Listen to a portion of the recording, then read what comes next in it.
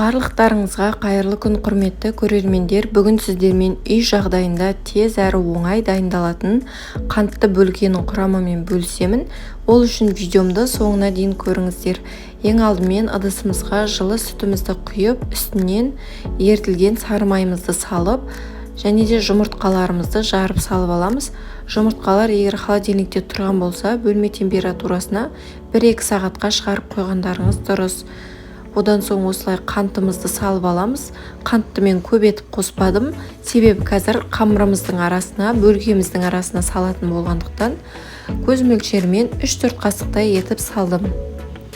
Және де тұзымызды шым-шым етіп салсаңыздар да болады. Одан соң дайындалған құрамын осылай венчиктің көмегімен жақсылап араластырып аламыз. Қантын ертіп алуымыз керек. Қамырымызды илеген кезде арасында іртік болып жүрмес үшін жақсылап араластырып аламыз. Ұнымызды, ашытқымызды електің көмегімен жақсылап өткізіп аламыз. Ұнымызды міндетті түрде електен өткізуіміз керек. Ашытқымызды бөлек етіп салсаңыздар да болады, міндетті емес. Қамырымыз жұмсақ, жақсы болып көтерілу үшін електен өткізіп аламыз. Және ұнымызды бірден барлығын қосып жібермейміз, себебі қамырымыз қатты болып қалуы мүмкін.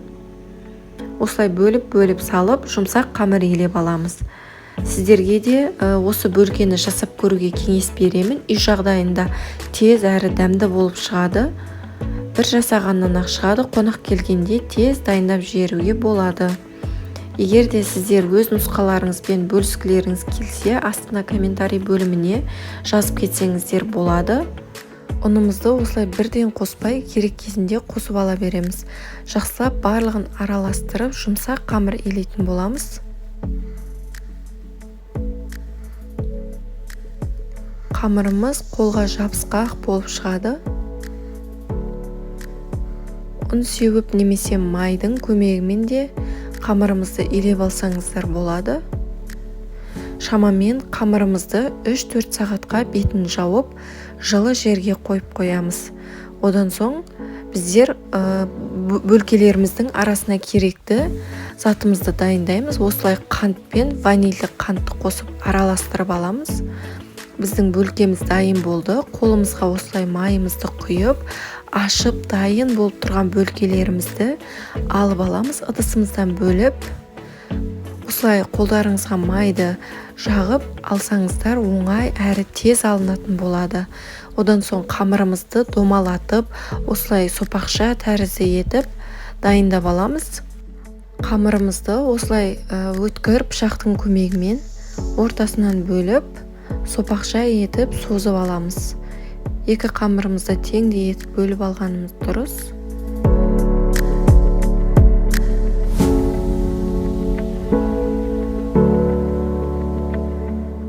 Одан соң осы дайын болған қамырымызды бірнеше бөліктерге бөліп дайындап аламыз.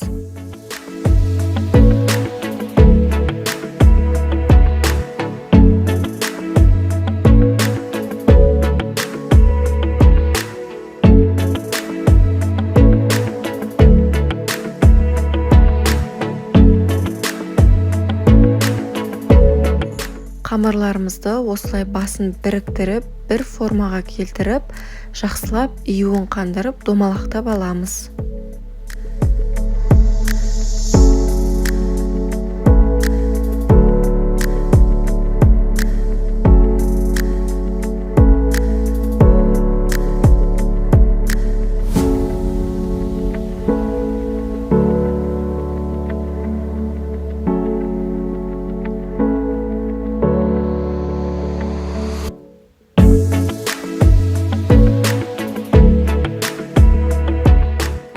Одан соң қамырларымызды 15-20 минутқа тындырып қойып қоямыз.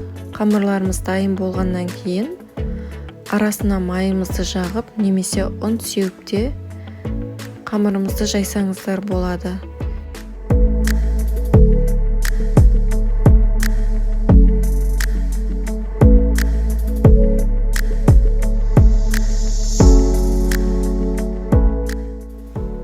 Қамырымыз дайын болғаннан кейін осылай шет-шеттері қалың болып қалса, қолымыздың көмегімен де созып жібереміз. Қатты чұқай етпей, қалың да қылмай осылай жайып шығамыз. Қамырларымыз қайтадан басы бірігіп қалса, қолымыздың көмегімен созып жіберуімізге болады. Одан соң қамырдың арасына осылай ерітілген сары майды жағып шығамыз.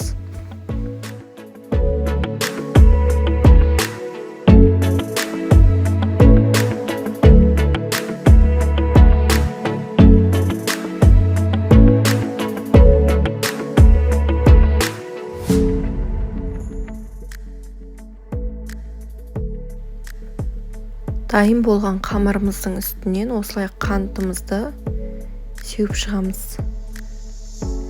Қантты көбірек етіп қоссаңыздар да болады. Бөлкелеріміз өте дәмді болып шығатын болады. Осылай қамырларымызды домалақтап, басын біріктіріп, бір жерге жинап аламыз. Қамырымызды осылай басын біріктіріп алуымыз керек, қысып, осылай шымшып қысып аламыз. Сонда пешке салған кезде арасы ашылып кетпейтін болады.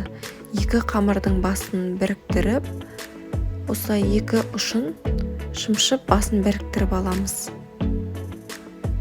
Дайын болған қамырымыздың ортасынан өткір пышақтың көмегімен кесіп аламыз. Сонда бізде жүрекше тәрізді бөлке дайын болатын болады.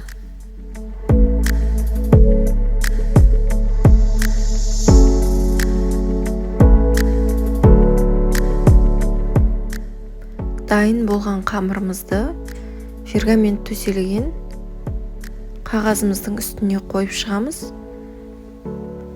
Сосын осылай жұмыртқамыздың ағы мен сарысын араластырып, барлығының бетіне жағып шығамыз.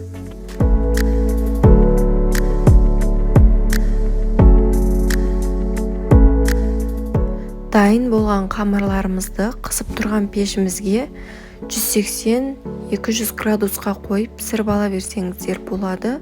Сіздерге де үй жағдайында жасап көруге кеңес беремін. Егер де видео ұнаса, лайк басып, пікір қалдырып, менің каналыма тіркеліп кетуді ұмытпаңыздар. Қоңырауша белгісін де басып қоюға кеңес беремін. Астарыңыз дәмді болсын. Жасап көріңіздер.